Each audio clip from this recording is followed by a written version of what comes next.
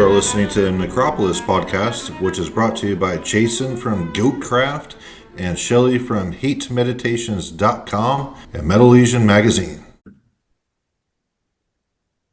Welcome back to Necropolis. We have an interview for you today. Recently, I've been doing a lot of roundtable discussions and ranking, classic death metal and black metal albums, and we did the critique of the current state of the metal media, as well as a metal alignment chart, and just kind of branching out, doing random things with the Necropolis crew. So Shelly is back. He's returning as co-host today for this interview. And I've been kind of wanting to do interviews again, just to kind of branch out, discuss, things with random people. Today we have a legend. I'm really excited for today's chat, but just kind of get back into the flow of having a very diverse type of format here, where we do have the group discussions, as well as we don't shy away from speaking with people in the extreme metal scene. So we do have the legendary Kam Lee from Death and Massacre, as well as a lot of other projects. I remember I was 2006, I was jamming with Mike Browning in After Death, which came Nocturnus AD. I remember seeing a Denial Fiend on flyers and all that, and that was a project that Kam had for a while. So Kam, I do want to thank you very much for joining on the podcast today. A very great individual. I have met you. We had a great conversation about death metal up in New York, and I'm really excited for the conversation today. Okay. Hey, thanks for having me. Yes, sir. Yes, sir. So a little anecdote, kind of funny. Kam Lee has seen me naked. And, yeah, that wasn't on purpose. Let's just jump into it. He has seen me naked in the buff. Kam Lee, rate my dick 1 through 10. It's something I don't quite remember, but I do remember there was a very large naked man in my presence, and I was having a conversation, and I was trying not to look at your penis, and I was like, "Oh, well, I'm just going to continue to talk like it's just normal, because he's just naked right in front of me." Which I think you have to explain the situation, though. I mean, it's not like it was done on purpose. We were at a place where there was a shower in the living room for some reason, and you were showered, and I was in the living room and didn't realize that somebody was in the shower, and you came out, and I was like, "Whoa, okay." I'm just going to pretend like nothing and just keep talking. So what happened? Brian Pattison and Alan Moses, they from the Glorious Times Kam. I'm unsure if did you ever meet Alan Moses back when he was living in Florida? Oh yeah, I did. Yeah, I love Alan. So I met Alan when I was fucking 12. He worked at the private school I went to, and he introduced me to death metal and all that. And the Glorious Times guys, so they came up with a book as pictures and stories from the early days of the death metal scene. And they threw a festival up in Buffalo, New York, and Kam was invited to play up there, as well as myself. And the night before, I had drank quite a bit at the pre-show, and I remember waking up and I was staying at Brian's house, and Kam was staying there too. And we were chatting out on this back patio or something about death metal, just getting really into the nitty-gritty of like the early days. And I'm like, man, I'm hungover and all that. I need to, take a shower to feel better. So I went and jumped in the shower, which was really close to Brian's living room. It's between his living room and kitchen. And I forgot that I left my clothes in a different room. So I walked out of the bathroom there, and I'm in the buff. And Kam Lee is still wanting to talk about death metal. Yeah, I just kept the conversation going. Nothing was like, he's naked. Okay, I'll just keep talking. I'll keep the conversation going. But I had walked in, and it's kind of weird to explain to people, because the shower, like you said, it was right next to the kitchen, kind of like in between. And I think the reason why is he had messed up plumbing, so he had to put this sort of temporary shower downstairs, right off the side of the kitchen, because the plumbing upstairs was all messed up. Because I remember he said, "You're not going to be able to use the sink upstairs," because I actually stayed in the room upstairs. He said, "You're going to have to come down in the kitchen if you want to wash your hands or brush your teeth or anything." He said, "Because the water." I was like, "Oh, okay, that makes sense. That's why this makeshift shower, it was kind of like one of those kind of showers you just kind of, put in. It's already set up, and it was just like right there." And it's kind of weird. Still, it's kind of, if you think about it, like explaining it, people are like, probably, how do I picture that? But it literally was a shower right off the kitchen into the dining room. So yeah, I mean, he wasn't trying to find me naked or anything. It just happenstance where I think the conversation was really in depth about the early days of extreme metal. Like we had the guy from Insanity there too. Yeah. He was talking about how Metallica really ushered in a lot of the jocks into the early death metal scene, all the false jock types, and just a really great conversation I was having with you guys. So I don't blame you for wanting to continue it. Regardless of the state I happen to be in. Yeah. You Yeah. know, um, Well, I'm glad you got the icebreakers out of the way. Yeah. Yeah. That was definitely the way to do it. So, I have not seen either of you naked. no.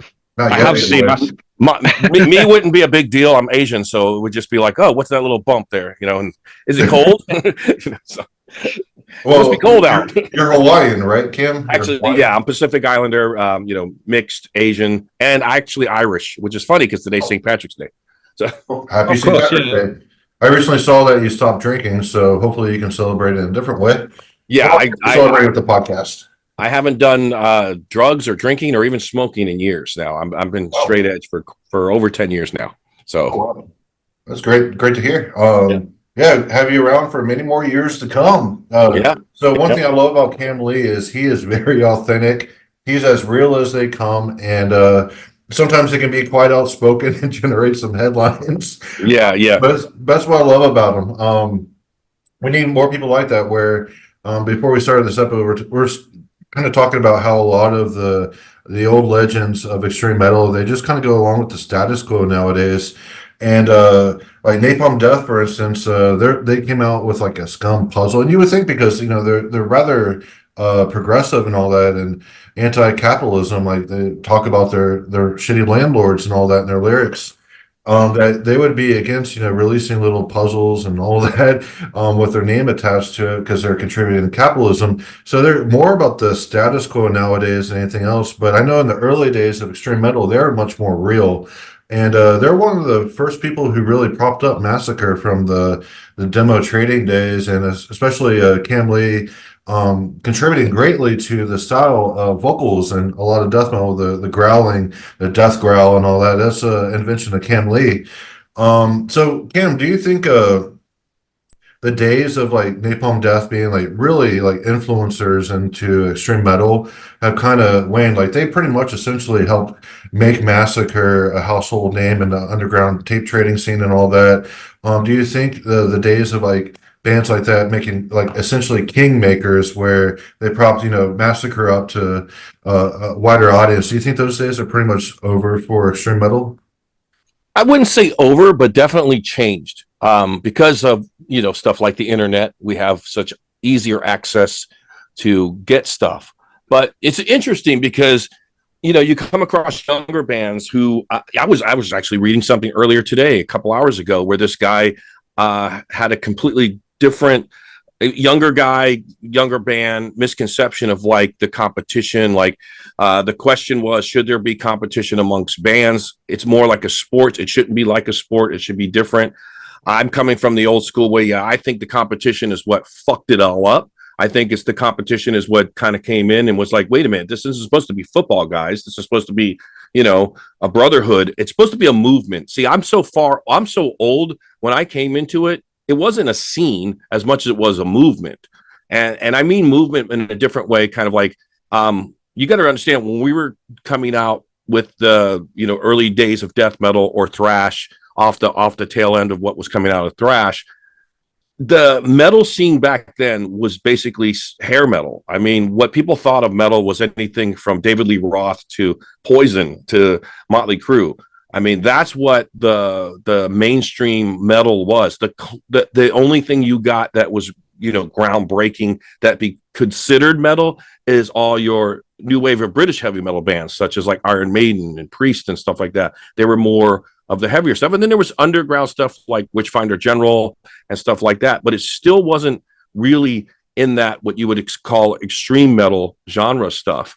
So when early days of death metal came out, before we even called it death metal, we're just calling it an extension of thrash. We had a different outlook as far as what the perspective of what a band would be. We were like taking more of the hardcore punk approach to it and saying, we don't care about all the glitz and glamour. This is just us.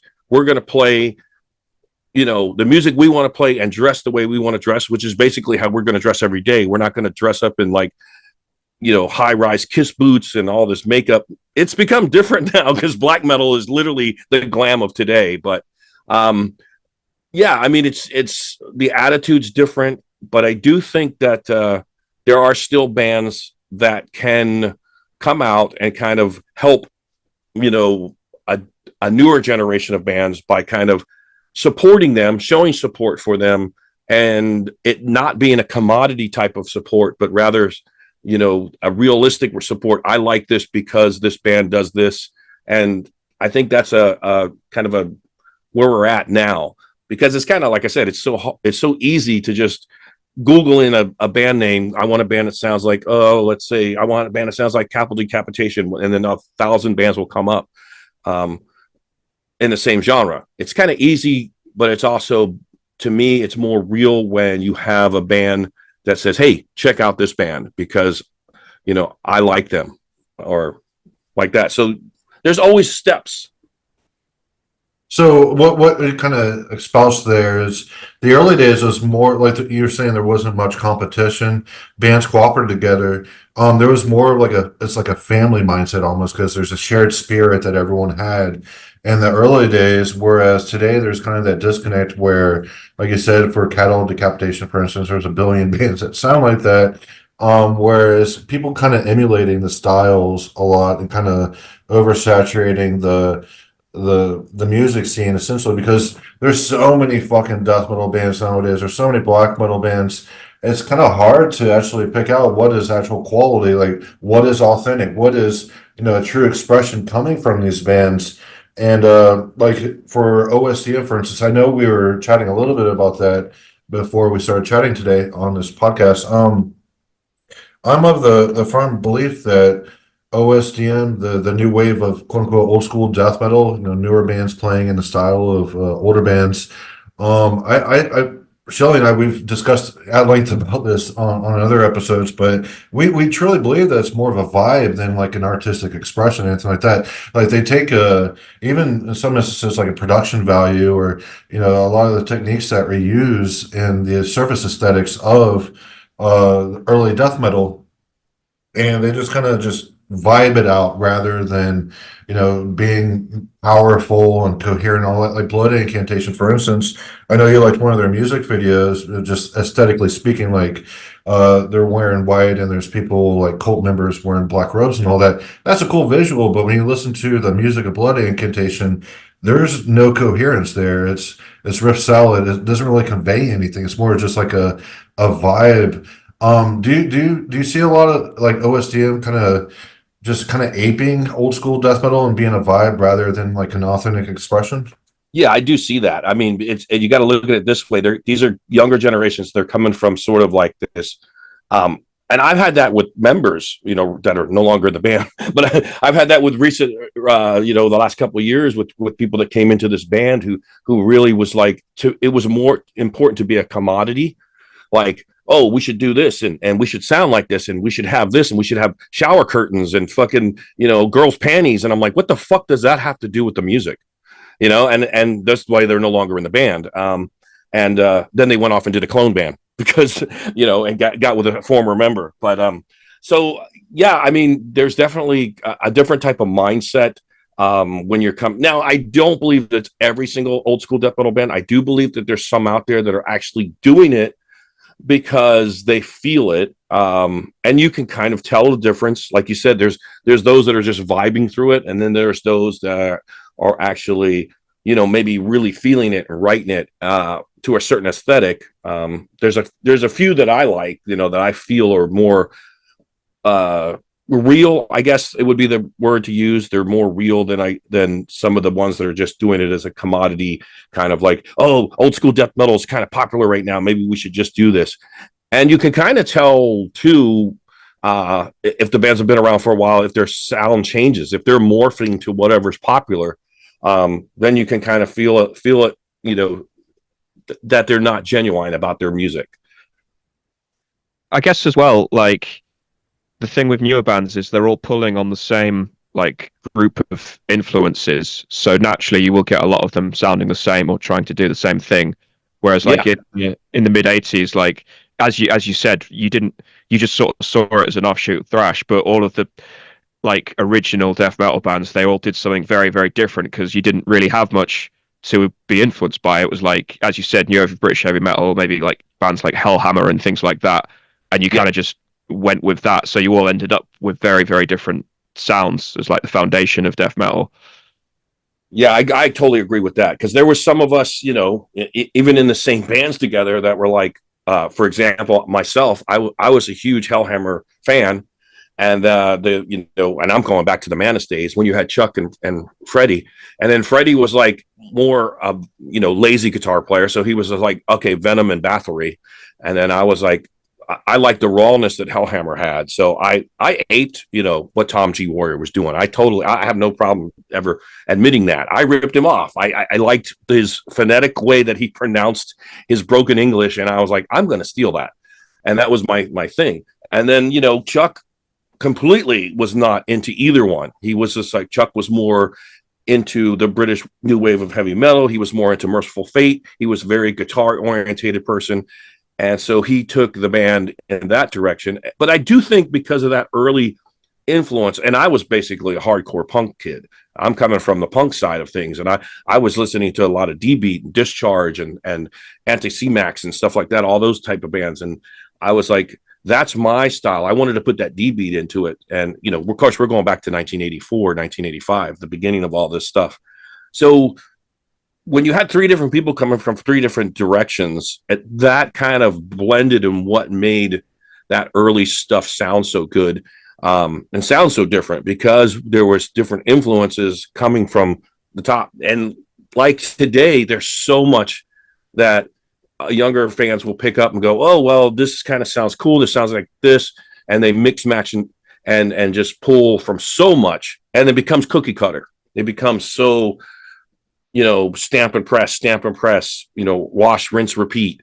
And that happens to be kind of something that I think happens in a lot of just genres of music, not just death metal. I mean, it's obviously happening in grindcore and obviously happening in, black metal, where it's everybody's all of a sudden a symphonic death black metal band. It's like, what happened to just, it's really difficult, but there's once in a while that one band that's just out there that just was like, they're like, fuck everything, and I'm just going to play what I play. And those are the bands that to me stick out. Oh yeah, I completely agree. And as you said, like it's hard to sort of explain it, but you know it when you see it, when there's a band that does have their own identity. But I guess as well, and you mentioned like the internet being a big factor in that as well. Like again, back in the day, it would take so much more effort to get your name out there. It was all people like sending handwritten notes and tapes to each other. Yeah. So it's like it takes a lot more effort to give a band a plug or support different bands. So you have to really like value, as you said, like that cooperation between bands, I guess. Whereas sharing stuff on social media, it's like you could do that in 2 seconds. It's not really as valuable in the same way. Yeah, and it was going back to the old days, and I'm using Florida just as a specific because kind of like when you think of old school death metal, there's pretty much 2 places you think of. You think of what was coming out of Florida, or you think of what was coming out of Scandinavia.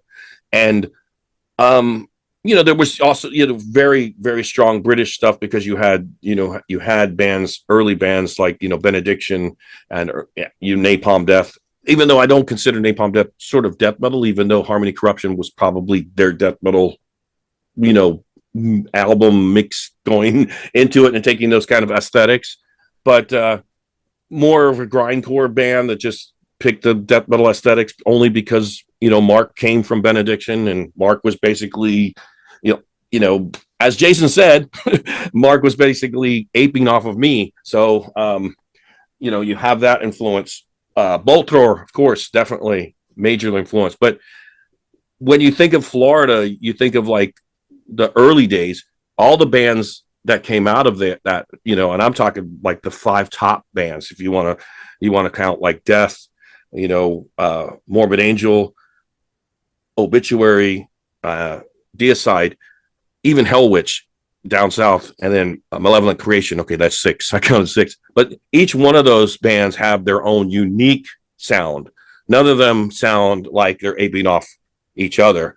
And it wasn't until, later. I mean, I don't consider Cannibal because they're actually from Buffalo, so they don't really count as a Florida band to me because they were transplants rather than guys that grew up here. So I don't consider Cannibal Corpse a Florida band, or even like 6 Feet Under, because even though it consisted of Florida musicians, that was to me the second wave of death metal that was coming through. And then that's by the time you had everybody kind of like spread out and doing stuff. And I don't mention Massacre because, but we were there, in all of that, so each one of us had our own unique sound. And that's the difference between back then to now. When you have death metal now, is there's so much that sounds, and even the media, even record labels are responsible for that, because I'll see ads all the time where record labels put, if you like such and such, and if you like this band, you'll like this band. And it's such a commodity kind of like sale. It's like, well, if you like Hershey's chocolate, you'll like, Aldi's chocolate. It's like the same kind of sense when it goes into their ads. And it's just like, there's where you fall into that everybody's starting to sound very cookie cutter, everybody's starting to sound like they're cloning off each other. But it's also kind of hard when you have what we're at like 5th or 6th generation of bands by now, where everybody's been bombarded by so much of what the media tells them is death metal, rather than, it's kind of laughable to me when the media tells they're telling the audience that, hey, Slipknot's death metal. I don't see Slipknot as being death metal, but that's what the media sells them as. So I don't know. Yeah, I read somewhere where you kind of contrasted that. They're speaking about the headlines that were generated on a different interview that you did about the influence of Possessed on Chuck. And the way you phrased it, generated some controversy that Chuck had ripped off Death. Yeah, But, my choice of wording, I guess, was a trigger mechanism for many people. And also for Freddie, just to kind of get his narcissistic way to, put his, well, look at this. Freddie, you play in a band that literally just basically is what you call it a tribute band, but you guys are a cover band. I don't know. It's a joke. I don't want to get into that, but, I just, funny how the trigger word, and then I Metal Sucks put it up as well. Blabbermouth started, Metal Sucks put it up, and I was like, wait. You guys are taking things out of context. Okay, so if I say I rip off Tom G. Warrior, it's the same thing. I don't care. If somebody said Kam Lee's just a Tom G. Warrior ripoff, I'm like, yeah, you're right. I am. What's the big deal? It's just like, I don't care. But I guess the trigger word was ripoff. I should have said was highly influenced, would have been a better word, I guess. Well, going back to the marketing aspect of how a lot of bands just kind of take the same template and kind of regurgitate that over and over, because death metal has been really solidified and people have a good understanding of the components that make up a lot of the early expressions of death metal. Now that it's 40 years now that it's been in existence, 35, 40 years around there. So with that, there's a great marketing aspect. And I saw somewhere else where you essentially said like it's the marketing that really is what drives the narrative, essentially, where Chuck is usually considered like the godfather of death metal, and there's a lot of contention with that statement. A lot of people believe it, and a lot of people don't. Like when Scream Bloody Gore came out, like King Foley from Deceased, he thought it was really light. Like he thought it should have been more extreme. Like Morbid Angel at that time with their demos, it was more extreme than what Death was doing in Necrovore and all that. So it's really the marketing aspect of why Death is considered like the godfather of death metal, essentially. But there, like you said, there was a lot of different expressions going on at the time. Yeah. A lot of. I mean, I'll go on record saying this, and of course, if you guys aren't concerned about like me saying something that's going to be taken out of context, everything I ever say is taken out of context. So I'm at to this point, like I'm 57 years old. I don't care now if it gets taken out of context, but. And I don't mean this in an insensitive fucking way. So let's get that out of the way so the people that are listening might get triggered, understand that that's not what this means. But one of the best things Chuck did for death was Chuck's dying. And I know people are like, oh my God, how can you say that? That's not what I mean. I didn't mean it like he died for his art, but after he was already out of death. I mean, if we look at the real picture of it, he was really working on Control Denied. And from what I understand and from what I've read on interviews, even stuff that was on the last Death album was actually material that he was writing for Control Denied. He just, it just ended up probably being where somebody, the label probably said, no, you got to do another Death album. And that material and just turned it into Death material. But he was really already, by that time, he was done playing death metal. He was trying to remove himself from being death metal. When he passed away, when he died, Erik Greif, who was his manager, found the best way to kind of just just to take it and become a commodity with it. Just say, oh yeah, let's take him and let's martyrize him and let's make him this Jesus figure for death metal. And that's exactly what they did. Him and Relapse both. I don't care. Relapse can get mad at me. I don't fucking care. A bit like what happened to Kurt Cobain in a way. Yeah, exactly. Yeah, same kind of same thing, different genre, and they just basically they sold it like that. I mean, I had to approach Relapse. I won't say I sued them, but I had to get a lawyer on them, and we settled out of court because of the Mantis stuff that was released. And yeah, I won because they settled out of court. They paid me. Erik Greif was still alive then. I'm sure he was fucking bitching and complaining, but he still had to pay me, and they still pay me to this day. So it's not like I want to rip on them. Otherwise, those $70 a year checks will stop. That's a joke. But anyways, yeah. So yeah, I mean, it's sad that it became that way. It's sad that it turned out that way, but that's literally what it is. They basically marketed him to be that what he is known for. And by God, oh my God, all the Chuckophiles out there will hate me for saying it, but you guys, where were you when he was alive? It's like, where were those fans when he was alive? Had he had the fan base that he has now, he might have been able to afford the surgery to save his life. You know, that's the facts, and people don't like me to say that. So there you go. I said it.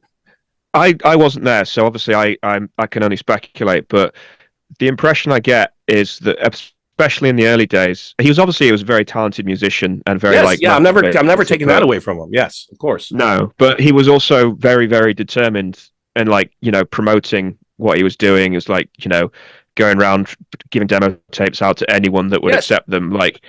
It's really putting that work in. Then I think that was one of the things that sort of carried Death in the early days. But I almost think to some extent he was kind of almost better suited to that than actually playing death metal when I compare him to, say, like a Morbid Angel or an Autopsy or someone else that I prefer.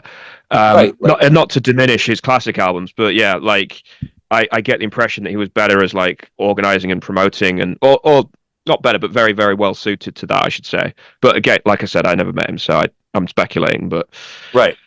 Well, yeah, he definitely had it better than me. I was like, I didn't want anything to do with that, in the beginning, in the old days, which is probably, why I'm still where I'm at today.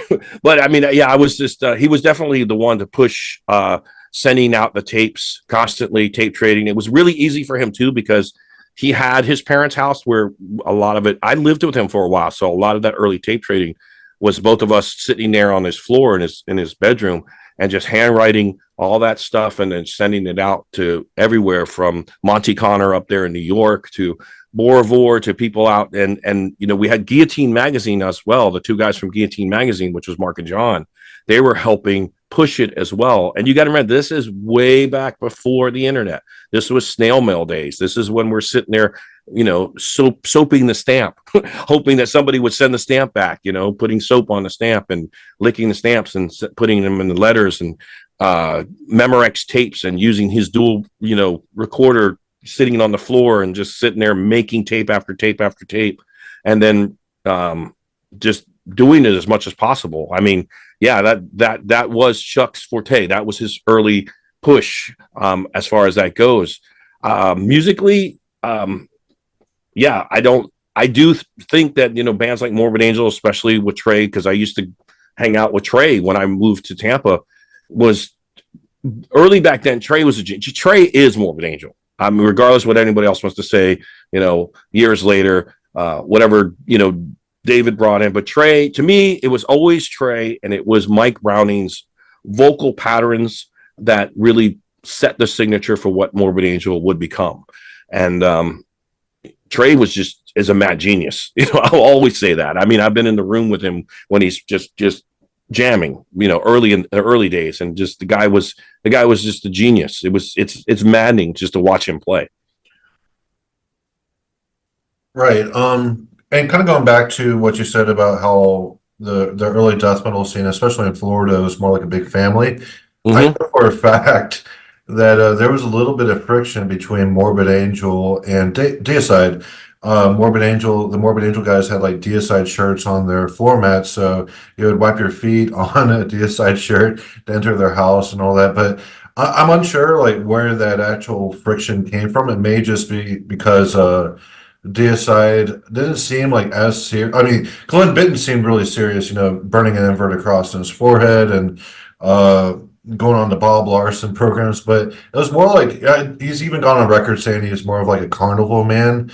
Whereas you look at Morbid Angel with like how obsessed they were over, like summoning Lovecraftian gods, like they firmly believed like they could, summon like demonic entities and all of that, and that came out in their music. Whereas you look at Deicide and it's just over the top blasphemy. It may not be 100% serious like it was with Morbid Angel. What are your thoughts on that? Like the little bit of friction between Morbid Angel and Deicide. Do you have any insight on that at all?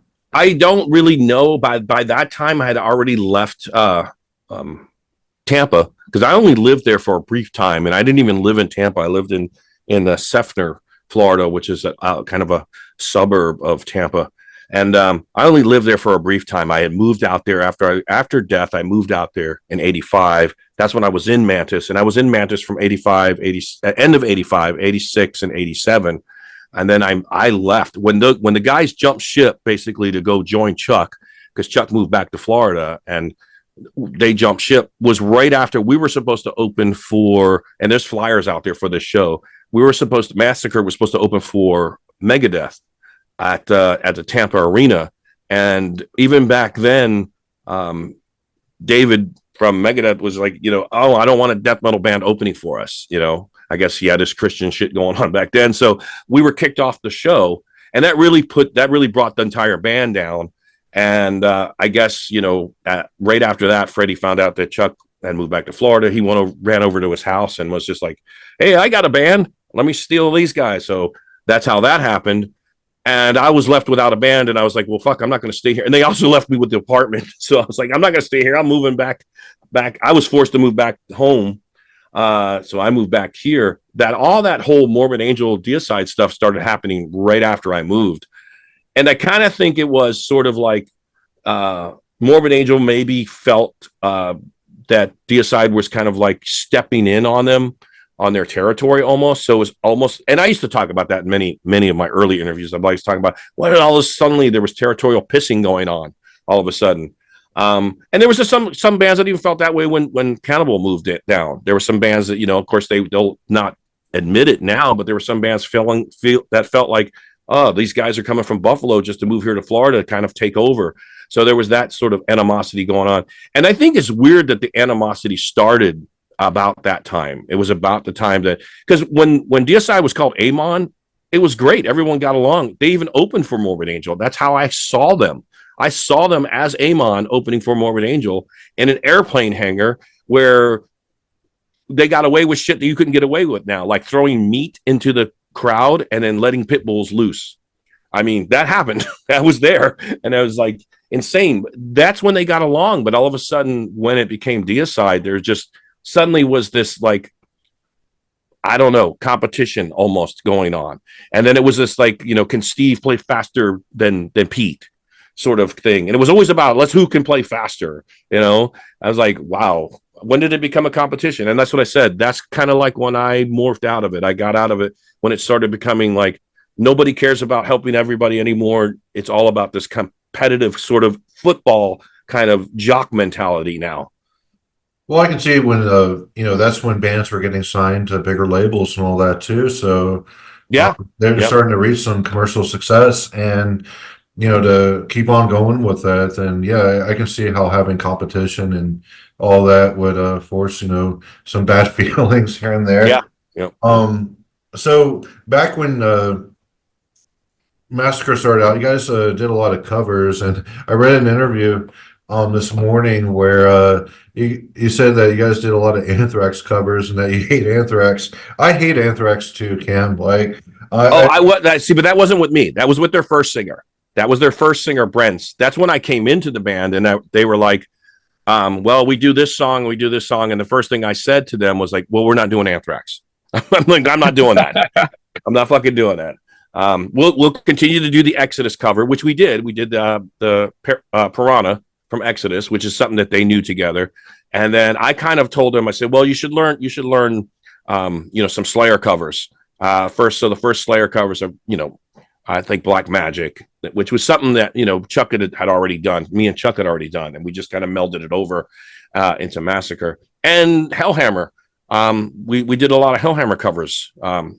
So that's how kind of it started. You know what? Tom G. Warrior seems like a Byronic character to me, and so do you. Like a anti-hero with some tragedy behind him. I kind of get the same kind of feeling from both of you guys, so I can see how you're kind of drawn to Tom G. Warrior and his styles, and he's another great figure in extreme metal who is real and authentic. And you get Tom G. Warrior when you talk to him or read about him in an interview. You don't get marketing or anything like that. He's as real as they come, like you are. So really happy today that we're able to elaborate on so many different things. And are you still drawing, Cam? I know you're quite the drawer, and you're really into comic book art and all that. And is it true that you drew the Death logo? Yeah, I created the Death logo, drew the Death logo, the early Manus artwork, and all the early Death demo stuff. The artwork on there, like even the Death Live and Ruby's Pub, with the Reaper and the guillotine and the volcano in the background, which was a little like shout out to my Pacific Island roots. All that stuff is my art. Chuck traced it later, which is why there's that controversy that, oh, well, Chuck created the logo. Well, look, he traced it. And I can tell you how you can tell the difference between our logos right off the bat. My logo has the 666 around the inverted cross. Chuck's logo doesn't. Chuck took the 666 away because he was really like, I'm not going to do the satanic thing. Chuck changed my lyrics. Of course, like the lyrics that I had for Evil Dead were really based on the movie. Chuck changed the lyrics of that, kept the chorus because, that's the chorus that I had written. And also Infernal Death. He changed the lyrics completely for Infernal Death. My lyrics were more satanic, more evil. He took that away. My stuff, I'll say it, I'm not a Satanist. I'm not into Satan, but I am into horror movies. So a lot of that early satanic overtones that I was using was coming directly from horror movies. Infernal Death was based off of some of the movies like Tombs of the Blind Dead and stuff like that. Anything that had the sort of like the Crusaders, like the evil Crusaders in it. So that's literally where I took my influence for the early version of Infernal Death. The more satanic geared lyrics towards that song. When Chuck did Scream Bloody Gore, he changed the lyrics for whatever. I don't even know what his lyrics are. And same thing with Evil Dead and anything else that he changed. But the patterns, the vocal patterns and everything, the way that were what I created, the stuff that I came up with. And same thing with the Death logo.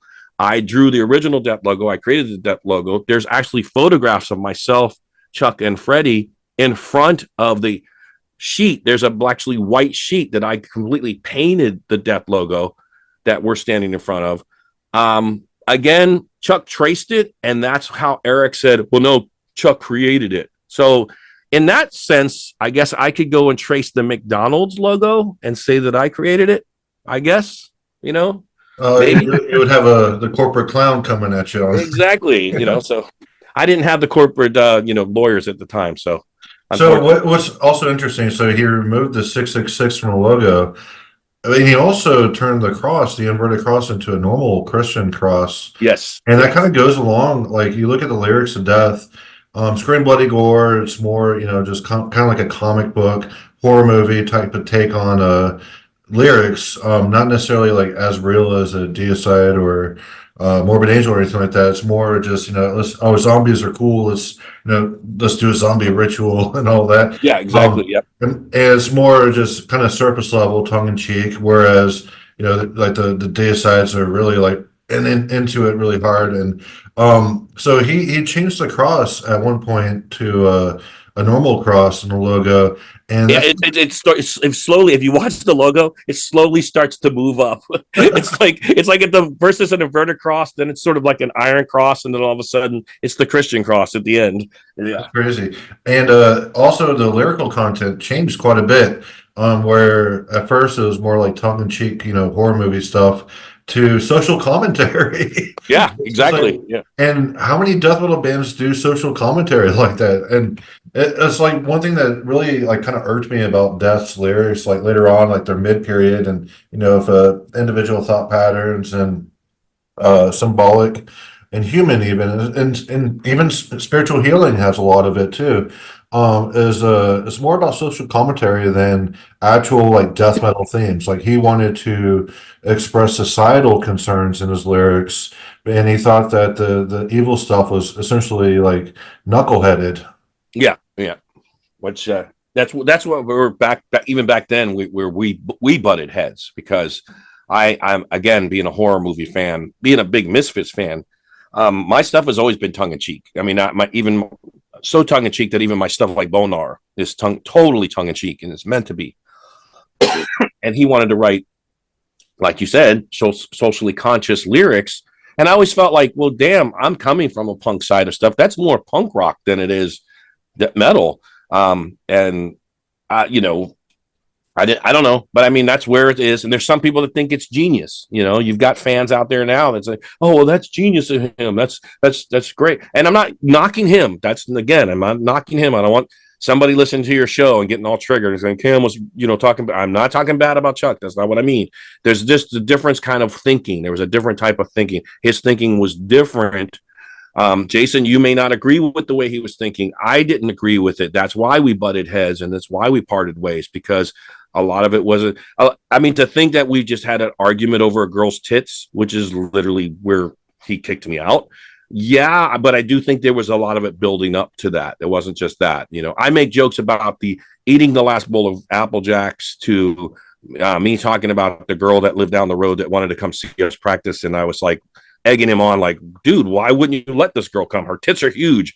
Of course we were 16. Of course I talk like that.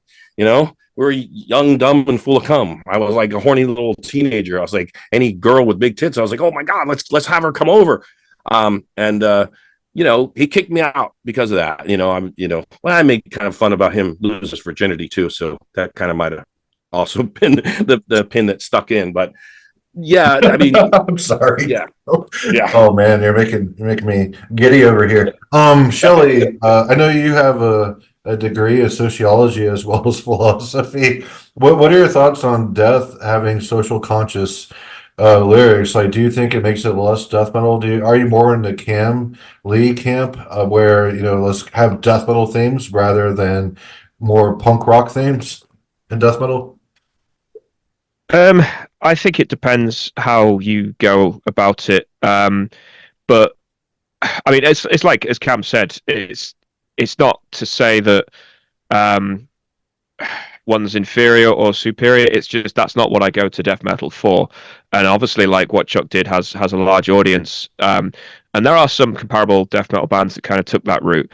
But for me, it was always death metal and black metal as well was like more designed or more suited to exploring those fantastical themes like the dark fantasy, the horror, and maybe even religious themes as well, because that's kind of the music is so extreme and so theatrical and melodramatic that like it just seems suited to that. And you can, I mean, you mentioned obviously Lovecraft, which we kind of have to talk about in the context of Massacre, is like it's metaphors for psychological horror, isn't it? And the unknown and the fear of like the unknown and stuff. And that to me is what resonates far more than singing about the political themes. And you're right, like I would absolutely go to punk or grindcore if I wanted the sort of social commentary aspect, I suppose. Exactly. That's how I feel. Exactly. And speaking of Lovecraft, that's what I do. I mean, a lot of people may read the surface, and I'm not going to try to say I'm trying to be deep or anything, because I'm not. But I do use Lovecraft as an aesthetic to explain certain things. A good example, not so much in the older days, especially the From Beyond material, as I've gotten older and I got better at writing lyrics and also understanding Lovecraft. But good example is Behind the Serpent's Curse.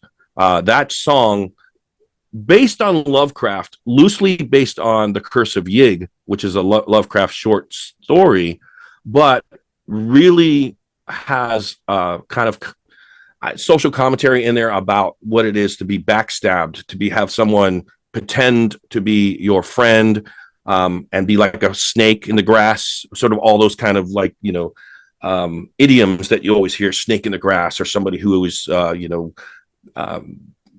Rick Ross, in your eye. Rick Ross, right? Yeah. Well, yeah. Yeah. So it has a lot of that sort of like double meaning, I guess you could say. If you read it on the surface, it's just kind of a Lovecraftian themed song, but there is more to it. And I do that quite a bit with some of the new material, especially the new material that's going to be coming off the new album.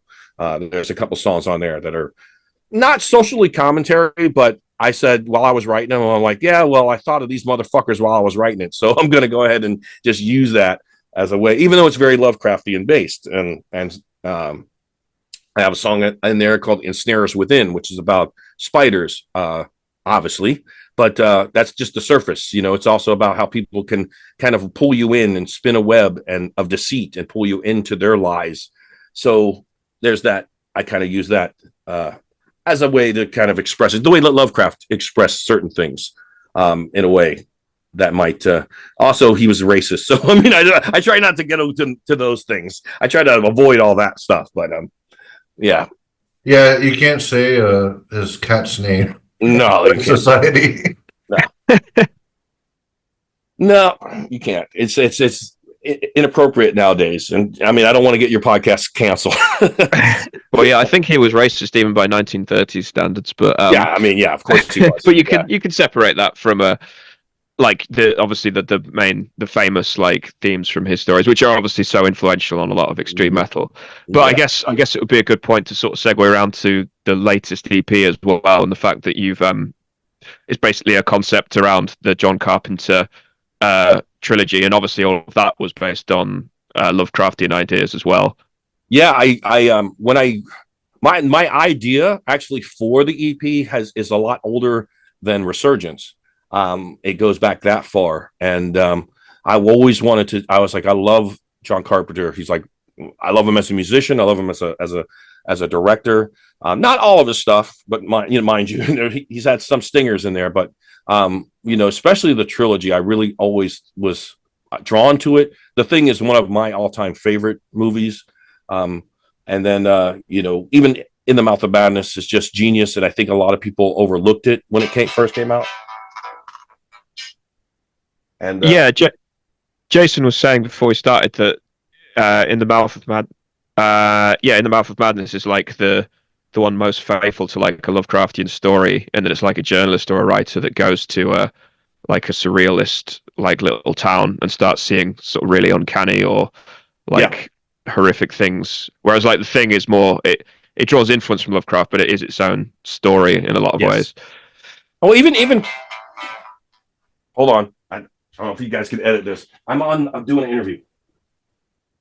Well, even Prince of Darkness has Lovecraftian themes in it, and more or less kind of like just the question. I think of what I loved about Prince of Darkness was just the question of just of religion, of the whole point of God. It's such almost blasphemy to just say, Jesus was an alien, and the devil really is stuck in this soup in this cylinder. But he also lives behind this, I guess you could say, a mirror, sort of the alternate dimension that you can enter through. So I did like the concepts of all of them, for different things. What I think touches most on, and I did it in my lyrics as well, with The Thing and the song Terror at Outpost 31 was what I really wanted to touch on was paranoia. And the song ends with "Trust no one," repeating over and over again, like "Trust no one, trust no one." The song ends with that, and I thought that's what I felt that the thing really portrayed was who do we trust? Our fellow man. Who can we trust in our fellow man? Which I thought, in a way, was kind of Lovecraftian in its sense, because Lovecraft was a xenophobe so much that he didn't trust anybody, and that's why he was a shut-in. So I He also had depression. Like, he didn't leave his bed for a long time. yeah. So I really think that a lot of it had to do with the thing when maybe Carpenter didn't realize it at the time when he was making it, but it has that sort of isolation theme to me. When I watch the thing, it's really, you have this group of guys, but every one of them is isolated, even though they're together, and they're forced to become isolated because of this alien entity that's entered them, who they don't know who they can trust at the end. And then you're still left at the end wondering, is Childs or is McReady the thing? It's like, I've had this many discussions just on the ending itself. Who was the thing at the end? And I always like to say it doesn't matter. It's like, you gotten to that point, it doesn't matter. Well, yeah, it comes back to that point you were making about the underlying psychological aspect to it. So I always compare like the thing to something like Alien, where it's a very similar theme, where they're isolated, they don't trust each other, and they've got this horrific like body horror monster to deal with. But Yes. that's kind of almost by in a lot of ways. The real horror is the psychological aspect of not trusting anyone, getting more and more exhausted and more paranoid until everyone's dead. Exactly. And then what I did with the Prince of Darkness track, which is Begotten Anti-God, is to me, I'm an atheist, so I had to take that kind of point of view when I watched that film, and then when I had to write the lyrics, and I had to think of it, what point do I take this at? Where do I write this from? So I wrote it more for sort of like a synopsis. I'm going to give a brief synopsis of the film, because as an atheist myself, I don't really believe in anything. It's very hard for me to take that and say, oh, okay, I can kind of believe in that, and sort of, because I couldn't. So I was very removed from that film. But I know you don't believe in God, but do you believe in Godzilla? Yes, I do. No, I don't believe in God. I am a big Godzilla fan, though. I am a big Godzilla. But that's from a childhood thing. It's kind of like a different thing. It's like, was my childhood. And I think I have an explanation for that. And maybe Shelley, being in, having the degree that he has, could probably understand this. As a kid, being Pacific Islander and being Asian, I was born in Hawaii, but I grew up in Florida. So I was surrounded by pretty much just people who were either white or black or Hispanic. There wasn't that many Asians at the time in Florida. So I gravitated towards a lot of like Asian television shows back in the 70s, like Godzilla films and Ultraman and stuff like that, because that's where I began to see people that looked like me. And I was like, well, this is like, I don't see anybody around me that looks like me, but these people on this television show do. So I think I kind of, as a child, gravitated towards those shows just because of that alone. Also, and they're just awesome. So, Shelley, is there like an ethnic reason why? I know a lot of people say like birds of a feather flock together. Being that he was of a feather that no one else had, is there perhaps that is the reason why he was drawn to Japanese types of well, I also love Kung Fu films. So Chinese Kung Fu films and Japanese Tokusatsu films from the 70s is like only place I got to see other Asians at the time as growing up. How would you like that, Shelley?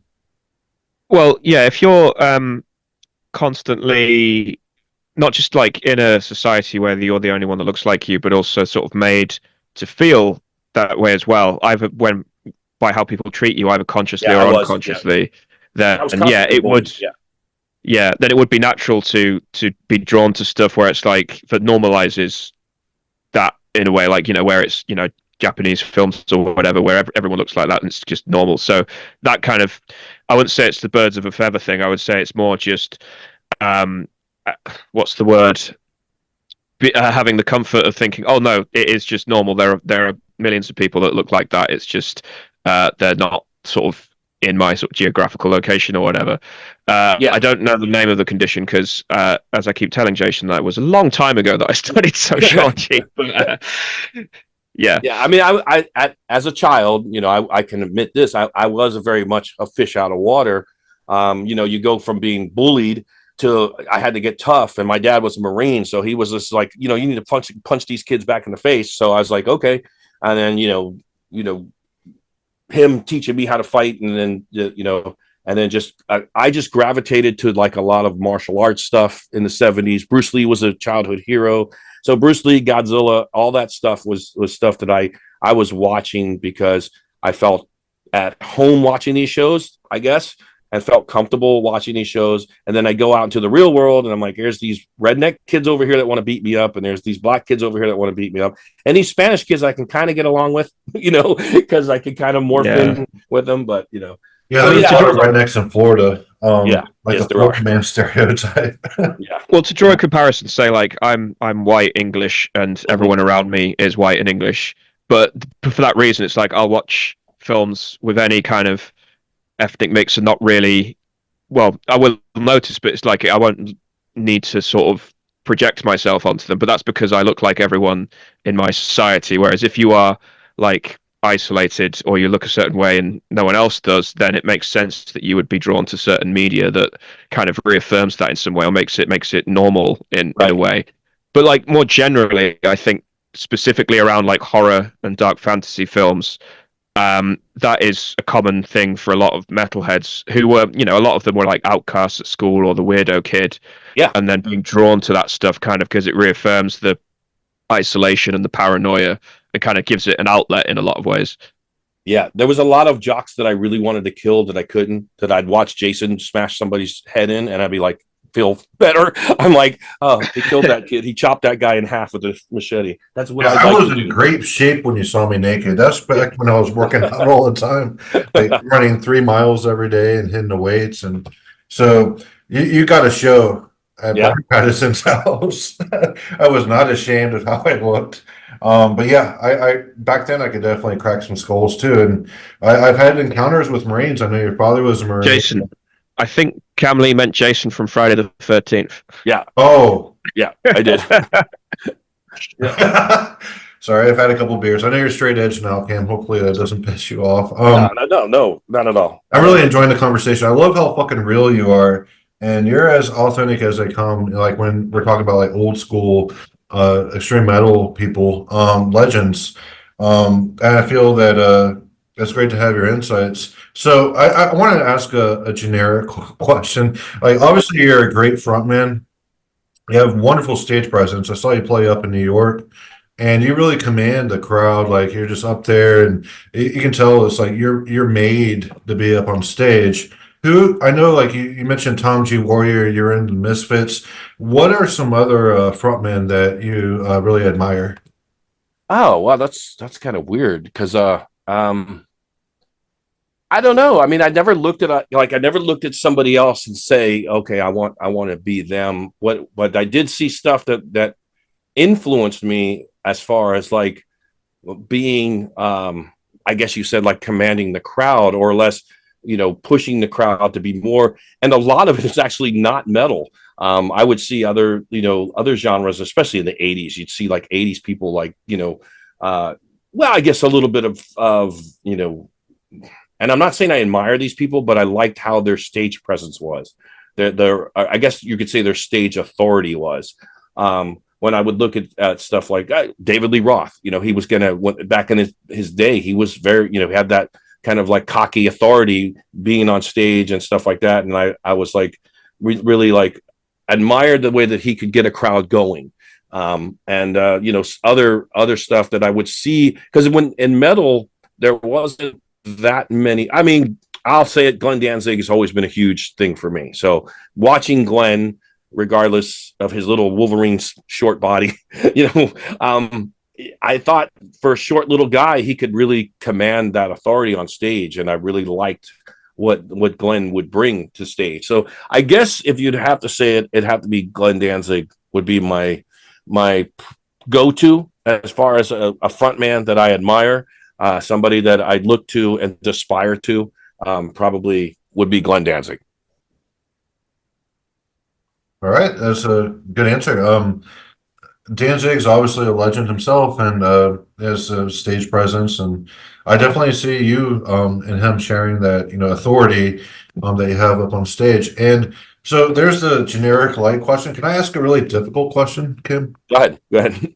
Is death metal dead? Like I know you mentioned earlier that you've been listening to a lot of like John Carpenter and things of that nature, like Goblin. I did a show of Goblin, like I opened for them one time, and they played live to Suspiria being played, the movie, and it Yeah, was a really great experience. And being that you've been more drawn to that type of music, the more soundtrack, horror movie kind of aesthetic, um, do you feel that's because there's not much interesting things going on in death metal? Do you think death metal is dead? Has it lost its way?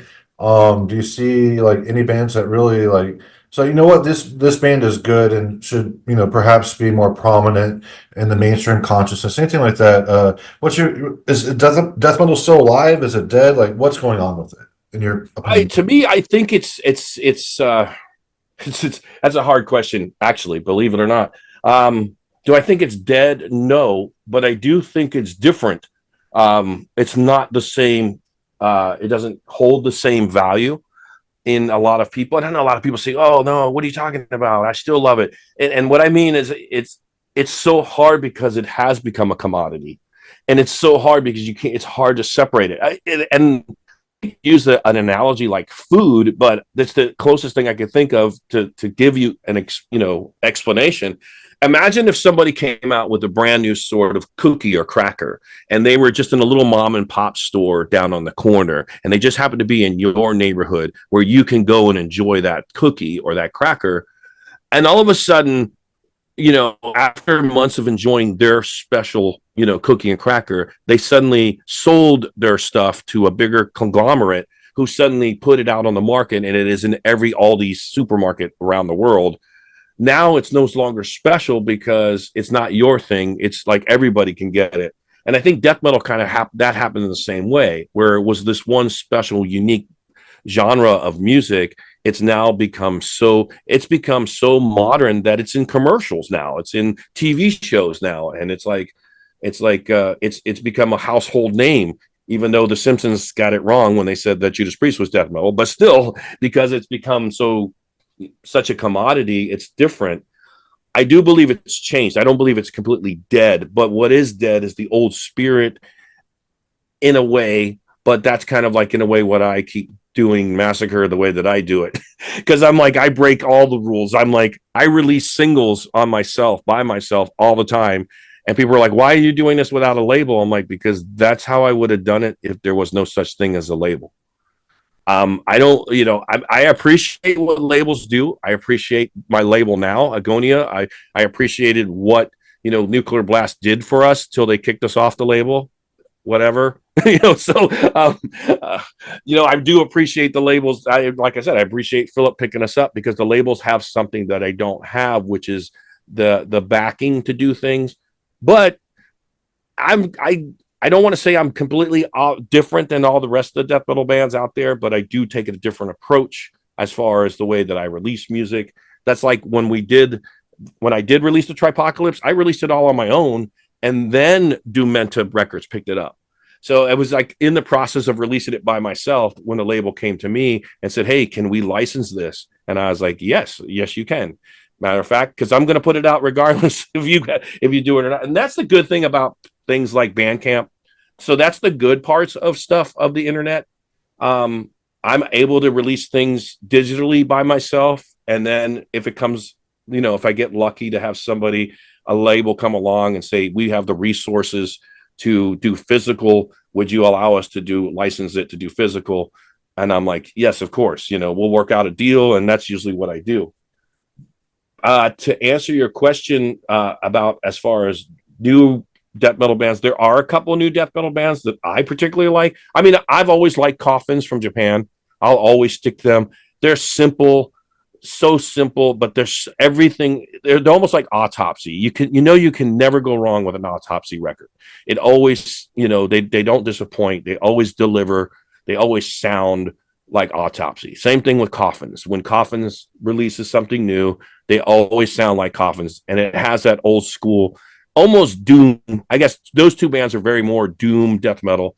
But then there's bands like Fulci out of Italy, which I happen to love those guys just because the aesthetics of what they write about, but they also have that unique sound that I really like and I adhere to.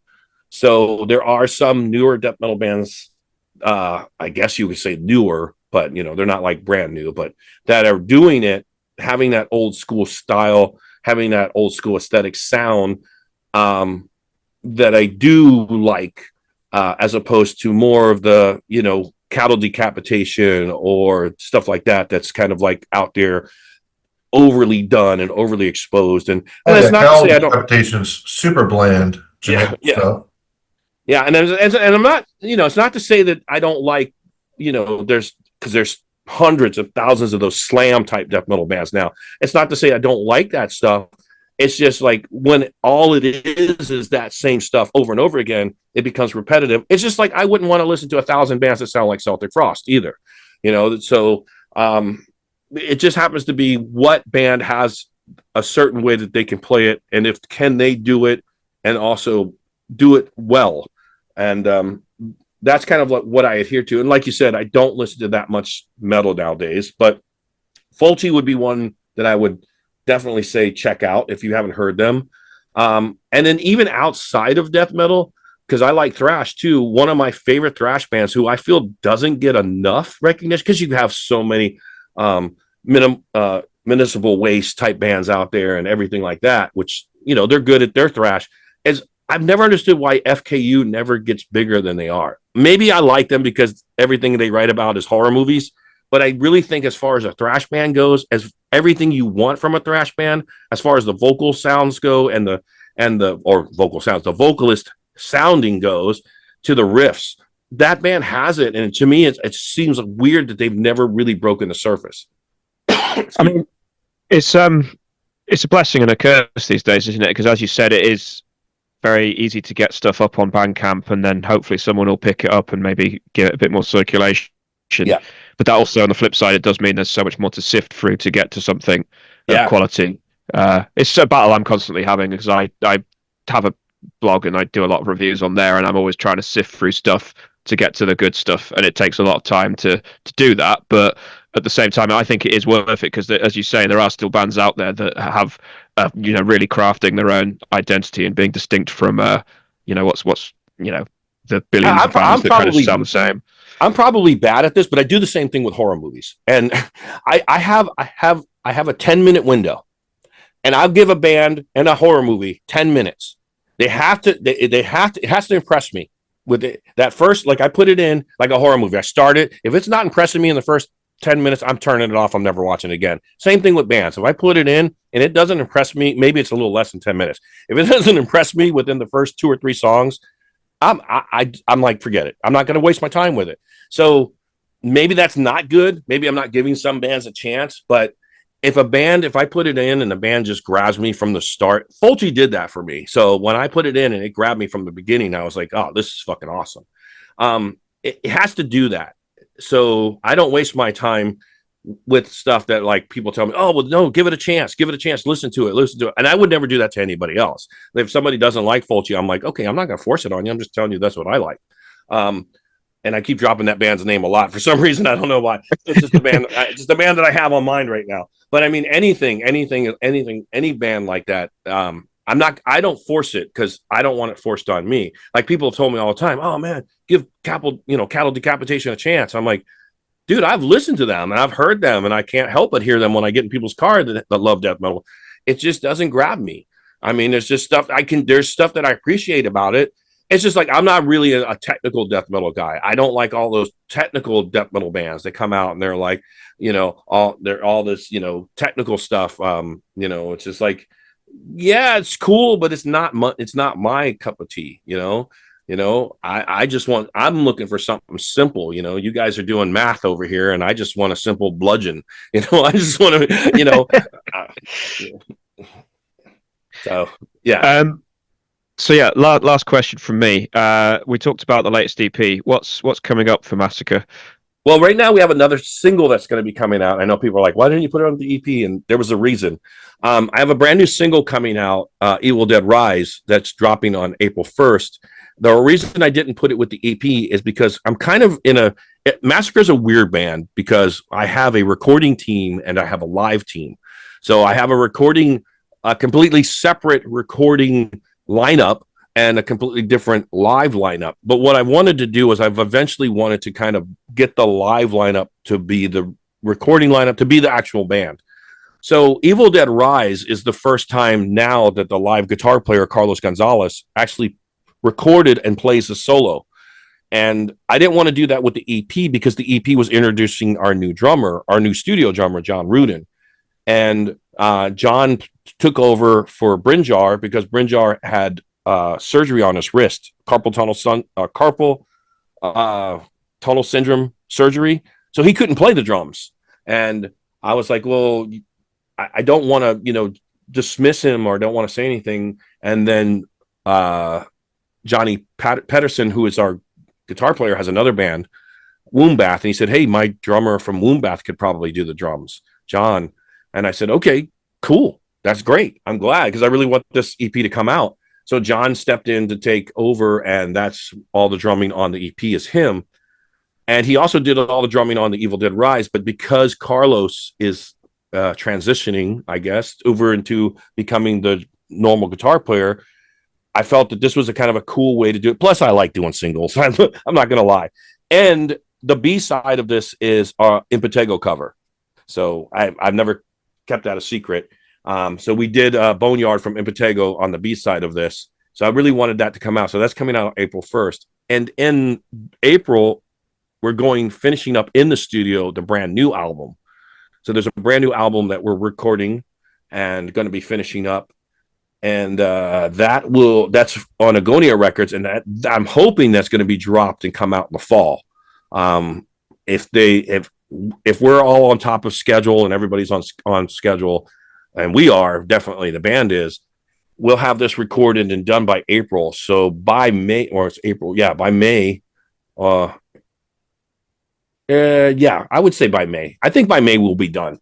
I'm pushing we get done and because it's going to be 20 songs. So yeah, it's a lot. But a lot of the stuff on here is I wanted to go back to an aesthetic that was more or less like the 1980s rather than sounding something like we've done already. Resurgence was a continuation of From Beyond, as far as I felt musically. I wanted to go back instead of like going forward. I said, let's go back. Let's go back and write stuff that sounds like it would have been written in 1985. So like 20 songs on the album. Yeah. All right. Yeah. So and a lot of the songs are short. A lot of the songs are only less 2 minutes, maybe around 2 minutes long. And a lot of the songs, I'm a anti-solo guitar solo guy. So I was like, let's make songs without guitar solo. And they're like, are you serious? I'm like, yeah, why not? Let's just do it. So there's a couple songs that have no guitar solos, which I like that idea. I like that. Yeah, I just wanted to go in and say, you know what? Metal has been so much about the Guitar Hero crap for so many years. Let's just go and just do some. I mean, yeah, there are some guitar solos on it, and I had some guest people come in and do some solos, but not every song has a solo. And I was very adamant to make sure that a lot of the songs were just about the aggression coming in, hitting you hard. And I think this has got some of the fastest. We actually have blast on this album. So not overly blast, which is weird for Massacre, but there's some blast parts, which I felt worked well. It wasn't forced. I told the guys, if it feels like it's blast, I won't do it. If it's just blast for sake of blast, we won't do it. But if John does a blast beat as an aesthetic that fills something, I'll use it. And he did excellent. He did better than I thought. And so we have that. So there's a lot of, like I said, we're 20 tracks. I don't know if we'll release all 20 tracks, but we have planned to do 20 tracks. Very cool, very cool. Looking forward to that. So, just a reminder that the new single "Evil Dead Rise" from Massacre comes Yeah. out on April 1st. Yeah, and it does come out physical. So I did do. There's a limited, and they're almost sold out already because I did a pre-order. So they're limited to CD, but it will also be digital as well, of course, through Bandcamp and all the other digital platforms. And the new album should hopefully hit in the fall. So expect that this year. Yep. Which seems it's very loaded with material. So looking forward to that as well as Cam in general. Like his vocals are very iconic. When it comes to like the death growl, he is the inventor of that, as well as the perfecter as well. So when you get a performance by Kam Lee, you're getting an A+ performance for death metal vocals, as well as if you go out to a show and see him perform live, you're going to get an A+ show experience. So Cam, I want to thank you very, very much for coming on the program today. Any last thoughts before we wrap up? Yeah, I just should mention this. This year where we're playing, we just played Baltimore. We don't have, as far as right now, we don't have anything else set in America, but we're doing a bunch of festivals this year, this summer in Europe. There's a ton of festivals that we're playing. The thing that we're playing this year, this is the 33-year anniversary of From Beyond.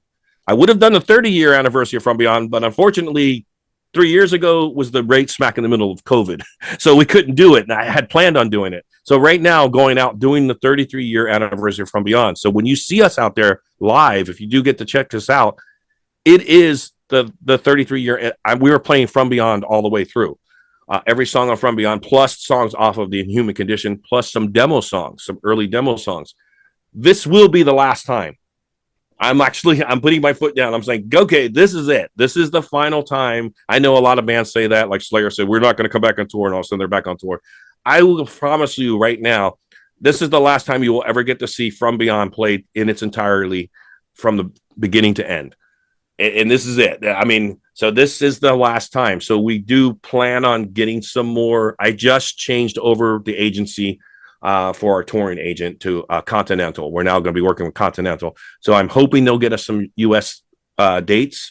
That's, in the works, but we definitely have the summer, all of summer over in Europe up until August 10th. And then we'll come back and we play one show that's in Puerto Rico.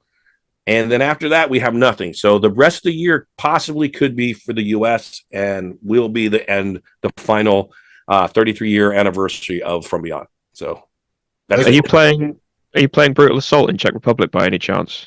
No, we are playing the Czech. That's actually the first thing in June. We're playing the Czech Death Fest.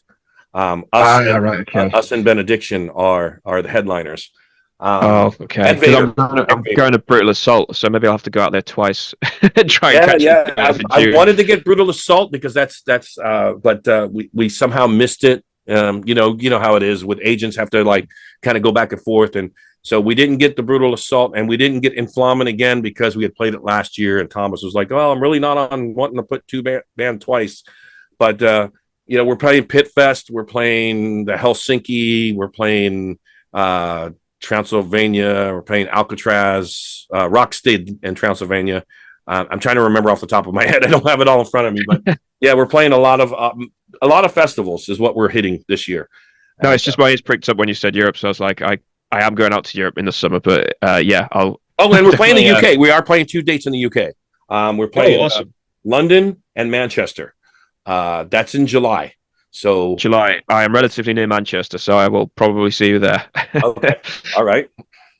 Kam Lee, you need a guest list, Shelley. He's such a great guy, and he can talk about the sociology with you in person. I'll get some mates to come along. All right. Well, I should also push my I do a podcast as well. I should push my podcast. So yeah, I do Beyond the Massacre podcast with Pete. That's our manager over in Europe, and we've been doing that for over a year. So hopefully people could check that out. So it's Beyond the Massacre podcast. Yeah, we talk about this kind of stuff all day. Death metal, old school death metal. I talk about horror. We have guests on there once in a while as well. So excellent. Yeah. Yeah, glad to have a crossover at some point if you would like. But anyway, I want to thank you very much, Kam Lee, for joining today, and a lot of great insight and conversation was had. So thank you, Okay, and have a great rest of your day, sir. All right. Thank you, guys. All right. Yes, sir. Thank you, Shelley. Thank you very much. It's been an absolute pleasure. All right.